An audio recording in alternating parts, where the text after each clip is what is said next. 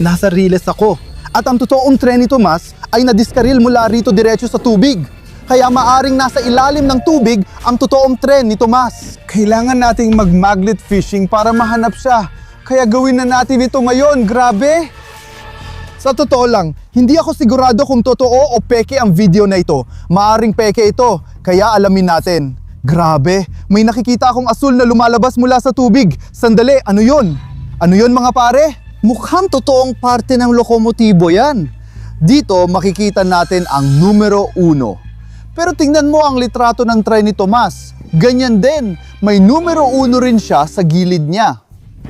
Ibig sabihin, totoong parte yan ng tren ni Tomas. Hindi ko maintindihan kung paano posible yon kung may totoong tren ni Tomas doon. Kaya baka kailangan niya ng tulong natin. Ituloy lang natin ang paghagis ng magnet na yon. Mukhang may nakuha na naman ako sa magnet ko. May mga bula, may lumalabas na bagay mula sa tubig. May nakita na naman akong asul at mabigat na metal. Grabe mga pare, ito ay gulong ng tren. Oo, tingnan niyo to.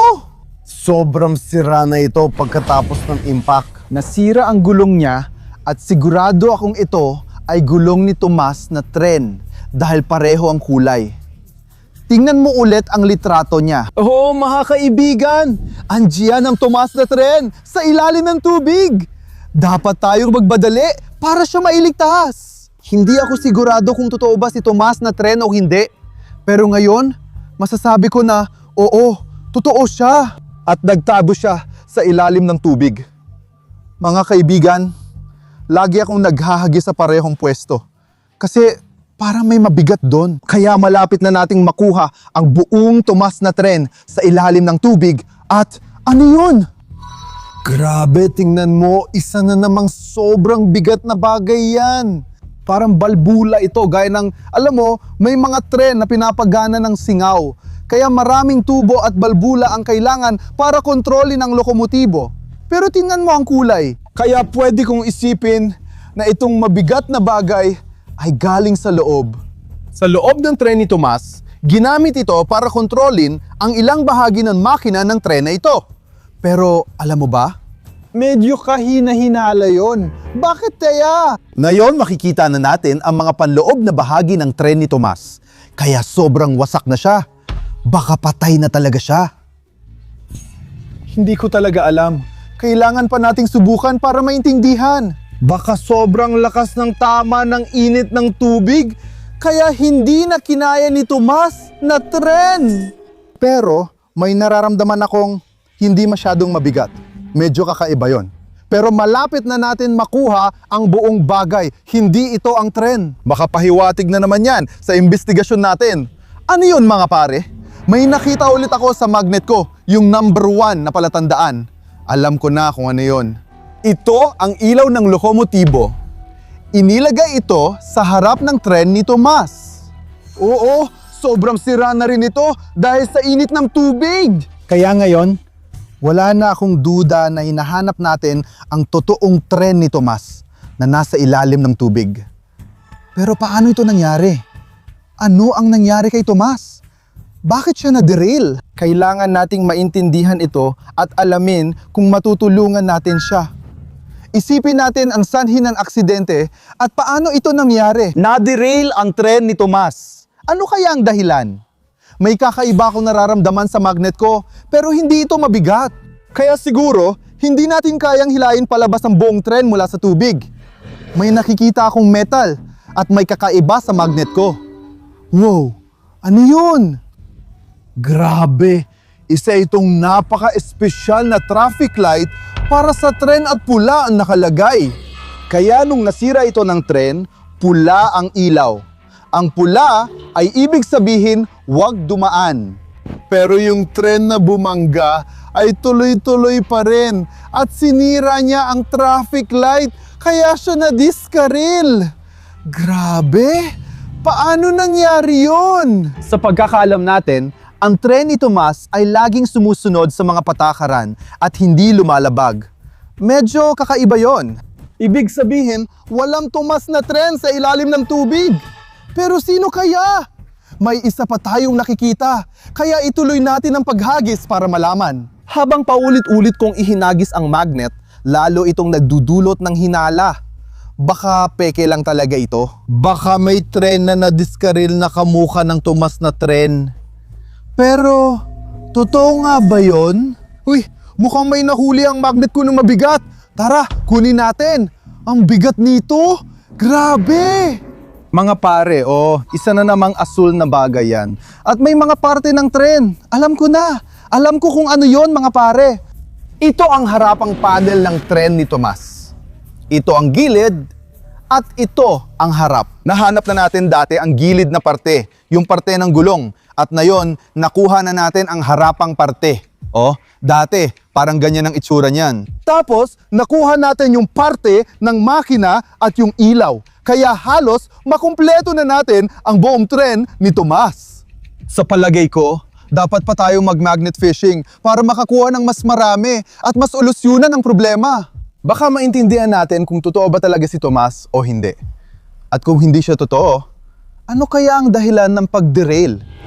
Hoy, gaya ng sinabi ko sa inyo, maraming tren dito at nandito rin ang tren ni Tomas. Kaya nga nakita natin ang mga piraso niya, malapit lang sa tubig na yon. Kaya ituloy lang natin ang paghahagis. Tuloy lang tayo. Kaya ang sitwasyon na ito ay talagang kakaiba at malapit na natin itong mas solusyonan. Malapit na nating makuha ang buong tren ni Tomas mula sa tubig. Mukhang may nakikita pa akong isa pang asul na bagay. Parang konektado ito sa tren ni Tomas. Sigurado akong bahagi yan ng makina at yan ang orihinal na asul na kulay. Maaari nating ipalagay na napakalakas ng epekto ng init ng tubig. Kaya ang tren na kapareho ng kulay at kamukha ng tren ni Tomas ay naging pira-piraso. Nasira ng todo ang mga parte ng makina at sasis niya. Patuloy tayong maghagis para makakuha pa at baka makolekta natin ang buong tren at maibalik ang tren ni Tomas. Oo, posible yan. Kaya kumuha pa tayo ng mga bagay para mabunyag ang misteryong yan. Para malaman kung ano nga ba yon. Ngayon parang may narinig akong galing sa kanya. Tingnan natin kung ano yon. May nakadikit pa rin sa magnet ko, pero sigurado akong may narinig ako mula sa kanya. Grabe mga kaibigan, tingnan nyo, isa na namang metal na asul na bahagi ng lokomotibo. Sa tingin ko, parang pamprotektang bagay ito. Ito ay nakakabit sa gulong ng tren. Sa kasama ang palad, hindi gumana dahil makikita natin na sobrang sira pa rin ang gulong ng tren at hindi masyadong nakatulong ang proteksyon. Pero tiyak na ito ay isang takeb para sa gulong ng tren. Tama? Kaya nandito na tayo sa isang napaka-interesanteng punto. Alam ko ang eksaktong lokasyon kung nasaan ang lokomotibo.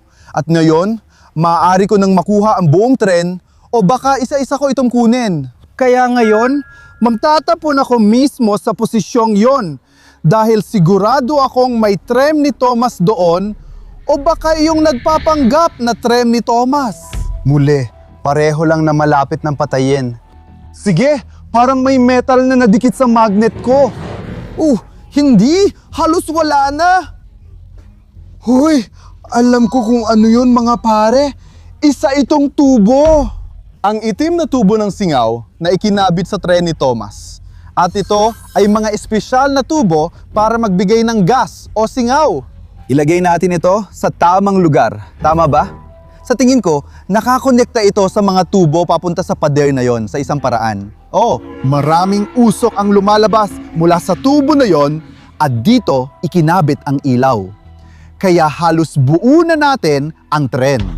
Ituloy lang natin ang paghagis para makakuha tayo ng isang napaka-espesyal na bagay. Kung ano ba talaga ang dahilan ng pag-derail o kung totoong Tomas tren ba ito o peke lang. Medyo naniniwala pa rin ako. Naniniwala at hindi naniniwala kung totoo ba o peke yon. Pero nakakita ako ng maraming piraso mula sa Tomas tren.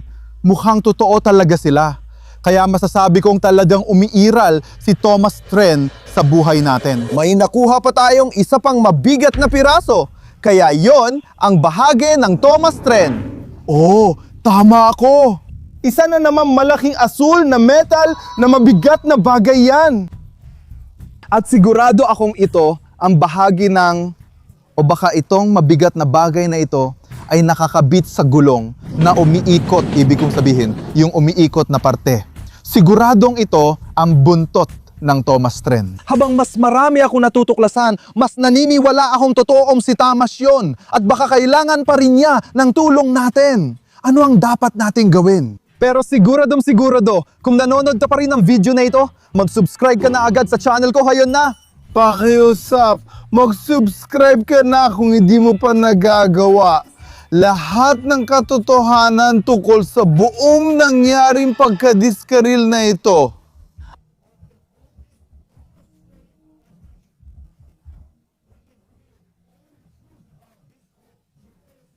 Talagang nararamdaman ko na napaka-importante nito. Diyos ko! Diyos ko? Ano yun? Sino yung mukha na yan? O ano? Hindi! Hindi mga guys, yan ang mukha ni Tomas na Tren. Diyos ko, ibig sabihin, tama ako. Sobrang nasira si Tomas na Tren. Ngayon, nakuha na natin ang harapang bahagi ni Tomas na Tren. Ngayon, nasira ito dahil sa lakas ng tama ng tubig. Ngayon. Oh, hindi ba? Bakit parang madiyelo siya? Bakit parang nakangiti pa rin siya kung hindi naman siya ayos? Ilagay natin ito sa tamang pwesto at alamin natin. Ang mukha ni Tomas na Tren ay dapat nandito sa bandang ito. May tubo ng tren sa likod niya, di ba? At heto ang sikat na ilaw ng Tomas na Tren. Nakolekta natin ang maraming piyesa na direktang nakakabit sa kanya. Lahat ng mga piyesang ito ay talagang mukhang totoo.